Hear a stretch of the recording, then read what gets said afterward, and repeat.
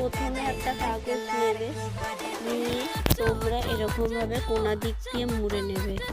এবার যেই বেরিয়ে থাকা অংশটা ওটাকে মুড়ে দিয়ে কেটে নেবে।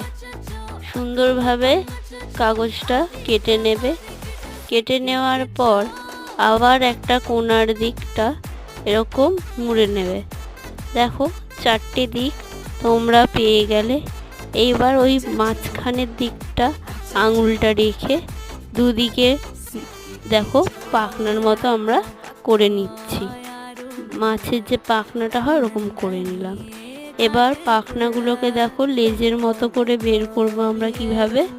এই মাঝখানে একটা কাগজটাকে এরকমভাবে মুড়ে, আর সাইডে আর একটা কাগজটা দেখো এরকম মুড়ে লেজটা আমরা করে নিলাম। তো আমাদের একটা দেখো কি সুন্দর পমফ্রেট মাছের মতো হয়ে গেল। ভিডিওটা দেখলে ভালো লাগলে একটা লাইক করো।